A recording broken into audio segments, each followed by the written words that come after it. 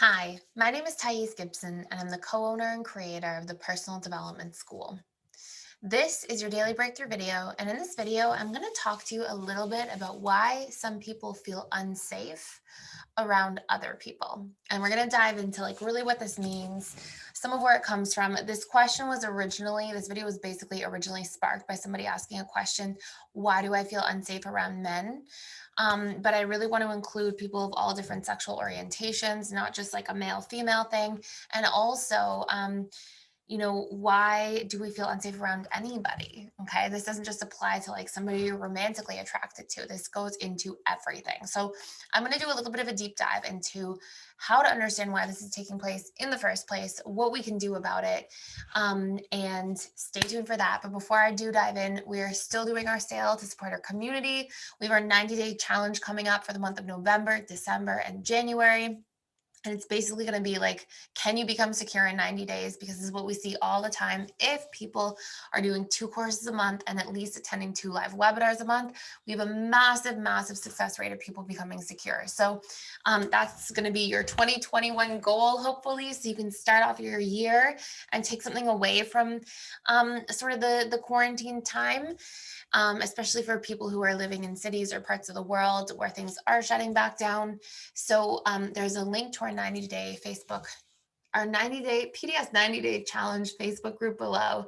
And you can use the With You coupon code to jump in there. And it's only $50 a month for 3 months, or you can do longer, like 6 or 12-month bundles. So it's a very discounted rate as well. So let's talk about this for a moment. So why do we feel unsafe? Well, number one, somebody can feel unsafe because they have some kind of core wound. I am unsafe. And this is the result of like going through life experiences where like you just don't feel safe in your environment. Maybe you don't feel safe in the school that you're in. Maybe you don't feel safe in your home on a daily basis. Maybe you don't feel safe around people because you're bullied at school. If there's any pervasive negative exposure to feelings of not being safe, then you're going to make this belief at some level in your subconscious mind that I am not safe, right? In the world in general. And then what happens is anything that we have imprinted in our subconscious, you can think of the subconscious mind as being like the lens that you see the world through. So then you naturally are projecting that at a subconscious level back out onto your external experiences. So that's number one. And if that's something that you are experiencing or as part of your identity, whether you realize it or not, but if you see that that's part of your programming at a subconscious level, meaning it will be a part of your identity to a certain degree, at least in the way that your mind identifies itself, then what you want to do is do reprogramming work on that wound, because that will create a lot of anxiety in life, a lot of distress, a lot of flightiness, freezing in different situations, all these sorts of things that are not very, very fun to be living with or through on a regular basis. Now, what happens if we are getting into a dynamic where we don't feel safe around specific types of people? Let's say specifically the people that we are romantically interested in, okay?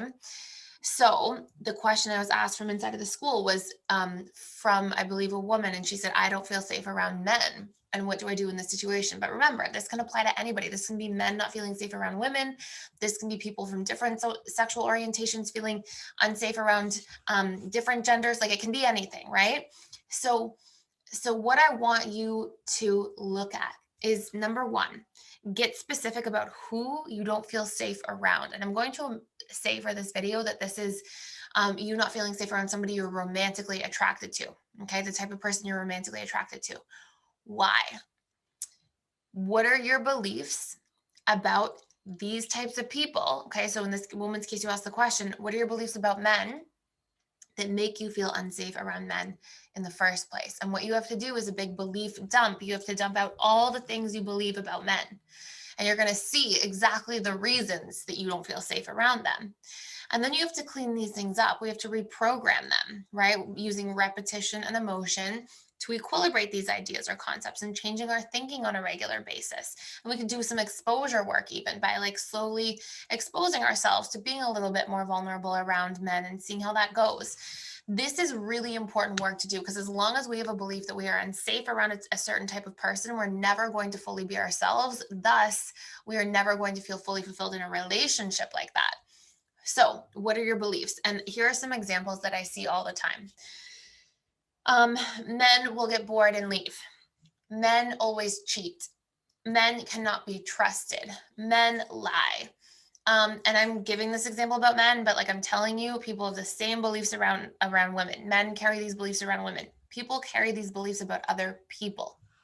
Okay, lie, cheat, steal, can't trust, get bored and leave, physically forceful or scary, unsafe in these ways. And this could be because of some kind of past experience you had in your upbringing, right? Where like a grandparent was physical with you, or a parent or a teacher. Like it could be anything.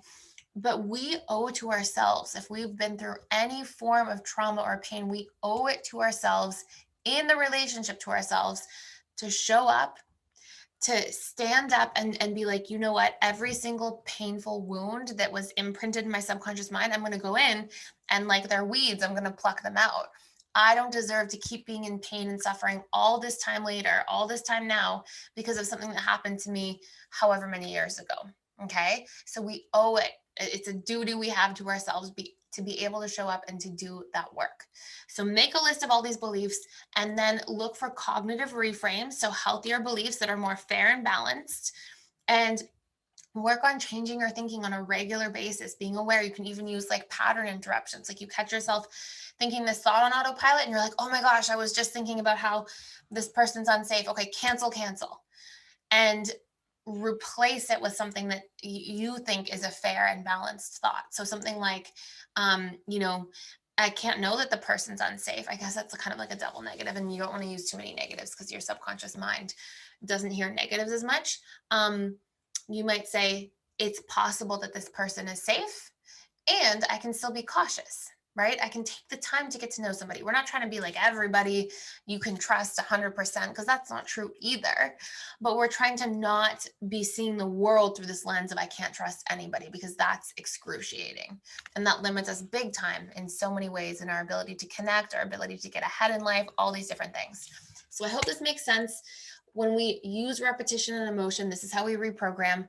If you want to do a deeper dive into this, we have like really in-depth courses inside of the school that go into like reprogramming your subconscious mind. There's like 21 core tools that we teach about that. We do nervous system work, somatic work, all these different things. So thank you for being here. Thank you for watching. Please like, share, and subscribe, and I will see you in the next video.